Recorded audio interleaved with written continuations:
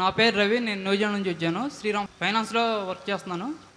దేవుడు ఒక్కడే, దీన్ని ఎవరు కాదనరు. అయితే మనం ఆపదలో ఉన్నప్పుడు వేరే వారు మనకి ఆదుకున్నప్పుడు అలాంటి వారిని దేవుడు లాంటి వారు అని చెప్తే తప్పేండి.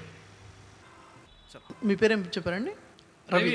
రవి గారు, దేవుడు ఒక్కడే అన్న విషయాన్ని మీరు ఒప్పుకుంటున్నారా? ఒప్పుకుంటున్నారు.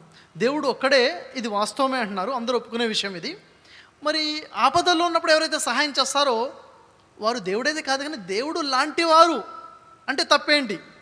ముందు దేవుడు లాంటి వారని మొదలవుతుంది, ఆ తర్వాత దేవుడిగా చేసుకుంటారు. ఇదే సమాజంలో జరుగుతున్న విషయం. అల్లాహ్ సుబ్హానహు వ తఆలా ఖురాన్లో ఇదే చెప్పాడు. ఎందుకు ఇలా జరుగుతుందంటే సూరా అల్ హజ్ 22వ సూరాలో 74 ఆయతలు చూసినట్లయితే వమా ఖదరుల్లాహ ఖదరి, వారు అల్లాహ్ని గుర్తించవలసిన విధంగా గుర్తించలేదు.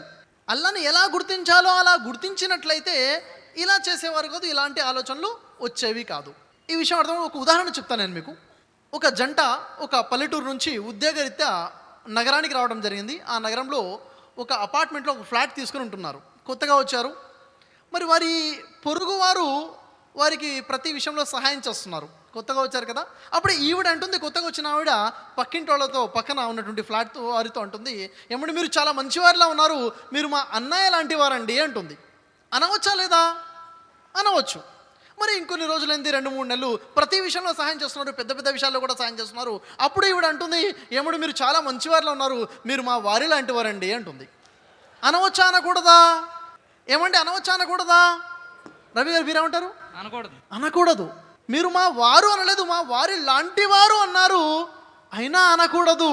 ఎందుకంటే మీ వారి యొక్క స్థానాన్ని గుర్తించవలసిన విధంగా మీరు గుర్తించారు.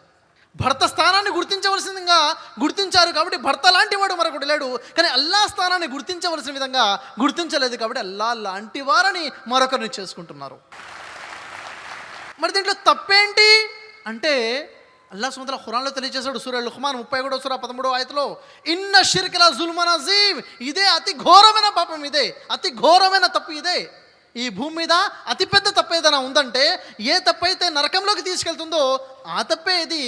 ఎవరినో దేవుడు లాంటి వాడిగా చేసుకోవడం తప్పేంటి? ఎవరినో దేవుడు లాంటివాడు అంటే అలా అన్నవారి నివాసం శాశ్వత నరకం.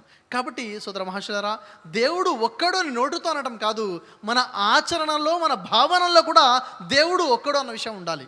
ఒకే దేవుడు మనసా వాచా కర్మేణ, మనస్ఫూర్తిగా దేవుడు ఒక్కడని నమ్మాలి. మన వాక్కులో దేవుడు ఒక్కడని ప్రకటించాలి. మన కర్మలో మన ఆరాధనలో కూడా ఒకే ఒక దేవుడు ఉన్నాడు.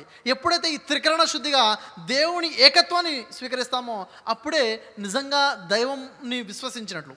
కాబట్టి మీ ప్రశ్నకి సమాధానం లభించిందని ఆశిస్తున్నాను. జజాకల్లాహు ఖైర్.